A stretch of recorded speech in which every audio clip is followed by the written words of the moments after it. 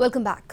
ప్రభుత్వ రిటైర్డ్ ఉద్యోగులకు ప్రతి నెల 1వ తారీఖున జీతాలు చెల్లిస్తున్నామన్నారు డిప్యూటీ సీఎం భట్టి. మొత్తం 5,500 కోట్లు చెల్లిస్తున్నామన్నారు.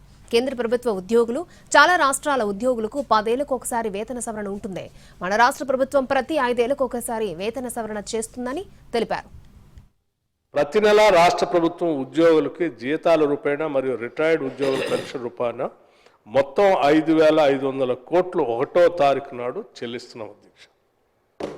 ప్రతి నెల గత ప్రభుత్వ సమయంలో ఉద్యోగస్తుల జీతాలు ఎప్పుడు 15వ తారీఖు 18వ తారీఖు జీతాలు ఇస్తూ ఉండేటువంటి వాడు. కొన్ని డిపార్ట్మెంట్స్ అయితే 25వ తారీఖు దాకా కూడా ఇస్తూనే ఉండేటువంటి వాడు. సో ఇవాళ దాన్ని మేము 5,500 కోట్ల రూపాయలు ప్రతి నెల 1వ తారీఖున టెన్షన్గా వారి అకౌంట్స్లో పడేటట్టుగా మేము జీతాలు ఇస్తూ వారికి ఎటువంటి ఇబ్బంది లేకుండా చర్యలన్నీ తీసుకున్నాం అధ్యక్ష.